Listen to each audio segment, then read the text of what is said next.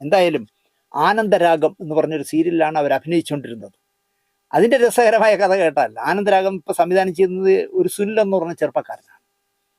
ഈ എനിക്കറിയില്ല ആളിനെ, പക്ഷേ മനോജ് ശ്രീലകത്തിനെ എനിക്കറിയാം. അപ്പോൾ ഈ സുനിൽ എന്ന് പറഞ്ഞ പയ്യൻ മനോജ് ശ്രീലകൻ സംവിധാനം ചെയ്ത മിസ്റ്റർ ഹിറ്റ്ലർ എന്ന് പറഞ്ഞ സീരിയലിൻ്റെ അസോസിയേറ്റ് ഡയറക്ടറായിരുന്നു. എവിടെയോ വെച്ച് മനോജ് ശ്രീലകത്തിനെ ഹിറ്റ്ലറിൽ നിന്ന് പുറത്താക്കിയപ്പോൾ സഹായിയായി നിന്ന ഈ സുനിൽ ഹിറ്റ്ലറിൻ്റെ ഡയറക്ടറായി. അങ്ങനെ മാറുമ്പോൾ തീർച്ചയായിട്ടും മനോജ് ശ്രീലകവുമായിട്ട് മാനസികമായി അകന്നിരിക്കാം. ഇക്കാര്യത്തിൽ ഇവർ തമ്മിൽ എന്തൊക്കെയോ കോൾഡ് വാർ നടന്നിട്ടുള്ളതായി പറയുന്നു. പക്ഷെ അടുത്ത് സംഭവിച്ചത് എന്താണെന്ന് ചോദിച്ചാൽ, രഞ്ജിഷ അഭിനയിച്ചുകൊണ്ടിരുന്ന ആനന്ദരാഗം എന്ന് പറഞ്ഞ സീരിയലിൽ നിന്നും അതിൻ്റെ സംവിധായകനെ കട്ട് ചെയ്ത് മാറ്റി. അത് ആരെന്ന് എനിക്കറിയില്ല. അയാളെ കട്ട് ചെയ്തിട്ട് പകരം അവിടെ വന്നതും ഈ പറയുന്ന സുനിൽ എന്ന് പറഞ്ഞ ചെറുപ്പക്കാരനായിരുന്നു. അതിൻ്റെ എന്തൊക്കെയോ പ്രശ്നങ്ങൾ ഉണ്ടായിരുന്നോ എന്നൊരു സംശയമുണ്ട്.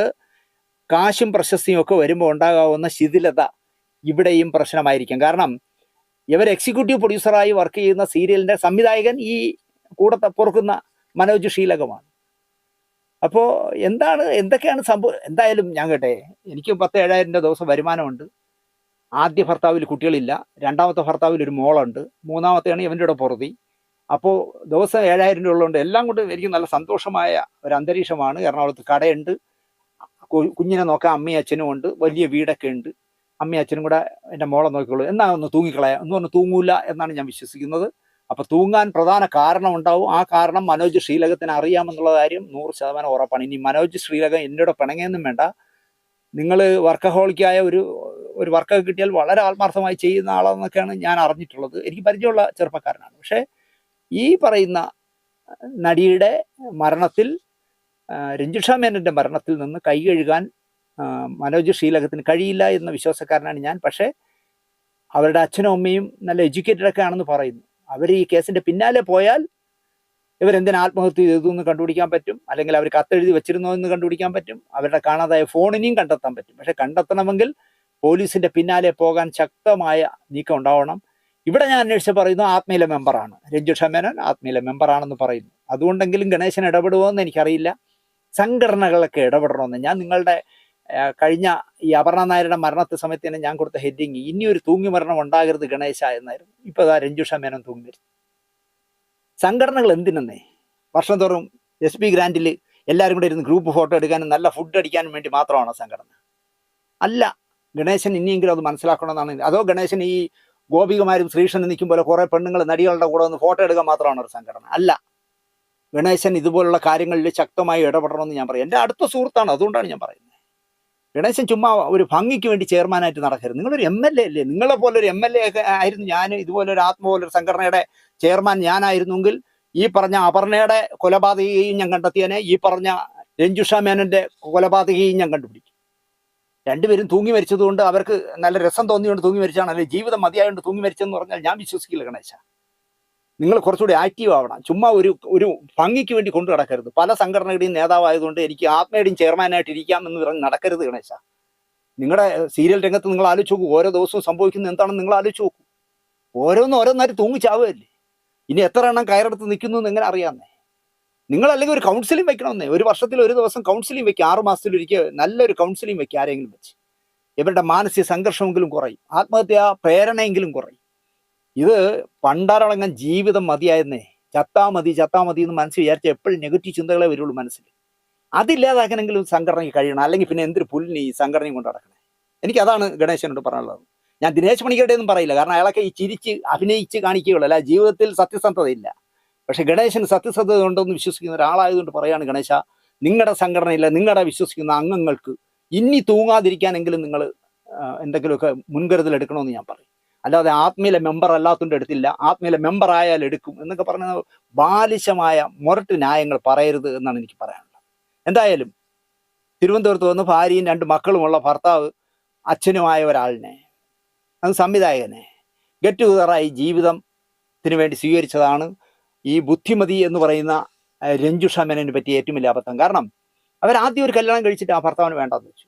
അത് ഭർത്താവിൻ്റെ കുഴപ്പം കൊണ്ടാണോ രഞ്ജിഷയുടെ കുഴപ്പം കൊണ്ടാണോ എന്ന് എനിക്കറിയില്ല. എന്തായാലും അവർക്ക് ഭർത്താവില്ലാതായി. രണ്ടാമതൊരു തന്നെ കല്യാണം കഴിച്ച ഒരു പെൺകുട്ടിയായി. എന്നിട്ട് നിങ്ങൾ ആലോചിച്ച് നോക്കൂ, ഈ ആത്മഹത്യ ചെയ്യുന്നവർക്കെല്ലാം പെൺകുട്ടികളാണ്. ഇപ്പം അപർണ എന്ന് പറഞ്ഞാൽ ആ കുട്ടിക്കും 2 പെൺകുട്ടികളാണ്. അനാഥരാക്കി മാറ്റുകയാണെന്നേ പെൺകുട്ടികളെ. ഒന്നും പറഞ്ഞിട്ട് അത് കൊച്ചു പ്രായത്തിൽ അമ്മ നഷ്ടപ്പെടുക എന്ന് പറഞ്ഞാൽ ഇപ്പോൾ ഈ പറഞ്ഞ രഞ്ജുഷയ്ക്കും എത്ര നിങ്ങളെ കാശുണ്ട്, വീടുണ്ട്, നിങ്ങളുടെ അച്ഛനും അമ്മയും കൂടെ അതിനെ പൊന്നുപോലെ നോക്കുമെങ്കിലും ആ കൊച്ചിനും അമ്മയും അച്ഛനും ഇല്ലാതായി.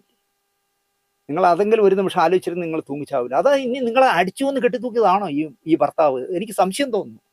പക്ഷേ അടിച്ചു എന്ന് കെട്ടിത്തൂക്കാനുള്ള ആരോഗ്യം ഈ മനോജ് ശ്രീലകത്തിനുണ്ടെന്ന് എനിക്ക് വിശ്വാസമില്ല. കാരണം ഞാൻ നേരത്തെ പറഞ്ഞ പോലെ ഡോക്ടർ ജനാർദ്ദനെ വേണമെങ്കിലും അടിച്ചുകളി ഇടാനുള്ള ആരോഗ്യമുള്ള രഞ്ജുഷയെ മനോജ് ശ്രീലകം മാത്രം വിചാരിച്ചാലൊന്നും തട്ടാൻ പറ്റില്ല.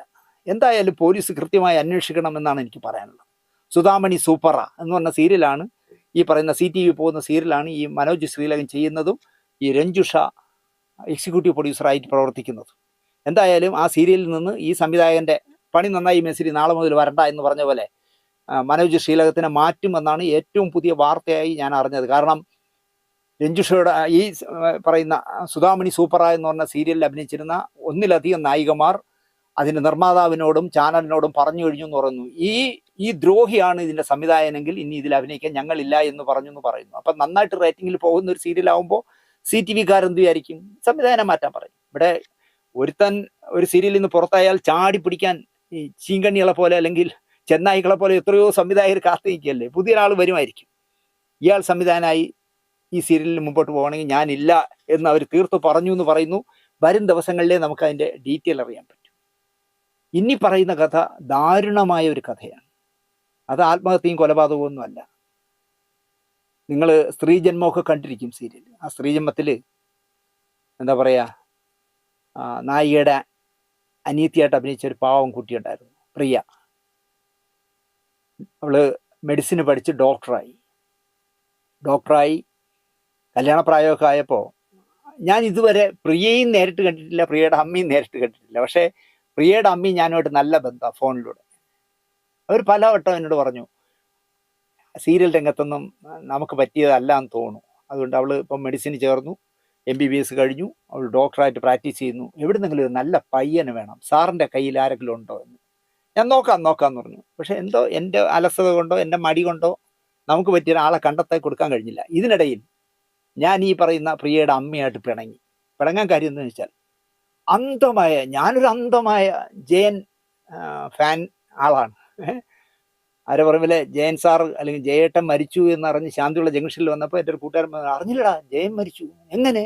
അത് ഇന്നലെ ഹെലികോപ്റ്റർ അപകടത്തിൽ മരിച്ചു എന്ന് പറഞ്ഞപ്പോൾ കയ്യിൽ പഠിക്കാൻ കൊണ്ടുപോയ പുസ്തകവും ചോറ് പാത്രവും എല്ലാം കൂടെ ശാന്തിവിളയിലെ ഒരു കടയിൽ വെച്ചിട്ട് അവിടുന്ന് ഈ കൂട്ടുകാരനുമായിട്ട് ബസ് കയറി കിഴക്കോട്ട് ഇറങ്ങി കിഴക്കോട്ട് നിന്ന് ശംഖുമുഖത്ത് ചെന്ന് ജയേട്ടനെ കൊണ്ടുവരുന്ന ഡെഡ് ബോഡി കാത്തു നിന്ന് പോലീസ് മുകുന്ദൻ എന്ന് പറഞ്ഞ പോലീസ് ഓഫീസറായിരുന്നു അന്ന് അവിടെ ഉണ്ടായിരുന്നു, ഭീമൻ രഘു ഉണ്ടായിരുന്നു തോന്നുന്നു.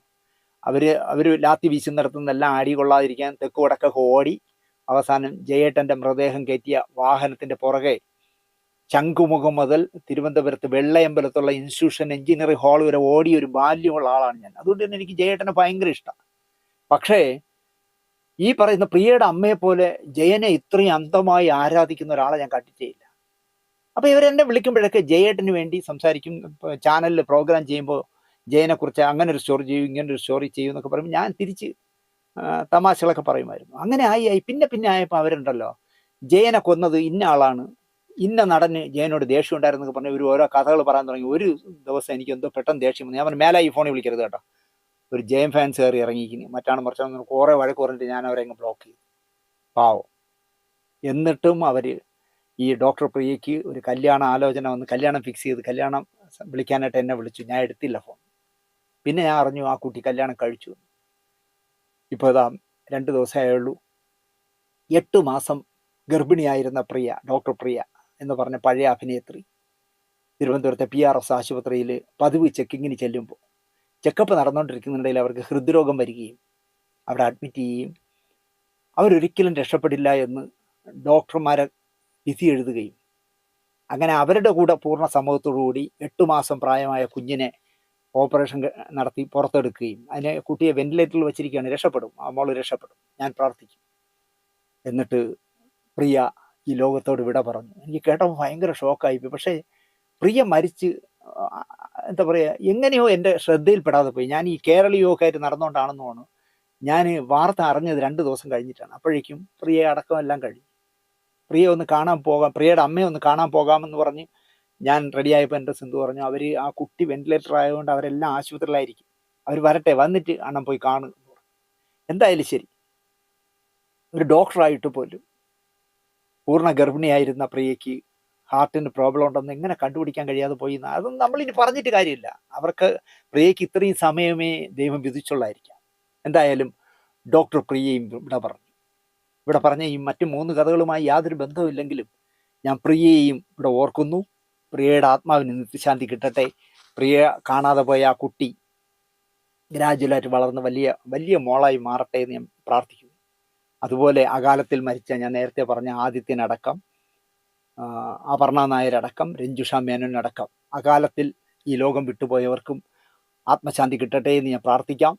പക്ഷേ അപ്പോഴും ഞാൻ പറയുന്നു, കെ ബി ഗണേഷ് കുമാർ എന്ന് പറഞ്ഞ MLA ആർജവ ബോധമുള്ള ഒരു മനുഷ്യനാണ്, സത്യസന്ധനാണ്, കലാകാരന്മാരോടും സഹപ്രവർത്തകരെയും ചേർത്ത് പിടിക്കുന്ന ആളാണ്. നിങ്ങൾ ഇനിയെങ്കിലും കേരളത്തിലെ ടെലിവിഷൻ രംഗത്തുള്ള ഒരു ആളും, ആണാവട്ടെ പെണ്ണാവട്ടെ, അത് നടിനടന്മാരാവട്ടെ ടെക്നീഷ്യന്മാരാവട്ടെ, ആരായാലും ആ കാലത്തിൽ മരിക്കാതിരിക്കാനുള്ള എന്തെങ്കിലുമൊക്കെ മുൻകരുതലുകൾ നിങ്ങൾ വിചാരിച്ചാൽ നടക്കും. ഗണേഷ് കുമാർ അത് ചെയ്യണം. അത് ചെയ്തില്ലെങ്കിൽ കാലം നിങ്ങൾക്ക് മാപ്പ് തരില്ല എന്ന് മാത്രം പറഞ്ഞുകൊണ്ട്, ചിലപ്പോൾ ഇത് കണ്ടിട്ട് പൂജപ്പുര രാധാകൃഷ്ണനും ദിനേശ് പണിയൊക്കെ പറയാം, അയാൾക്ക് വേറെ ജോലിയില്ല സാറേ, സാറ് ഇതിൻ്റെ പിന്നെ ഒന്നും പോണ്ട എന്ന് പറഞ്ഞു തരും ചിലപ്പോൾ.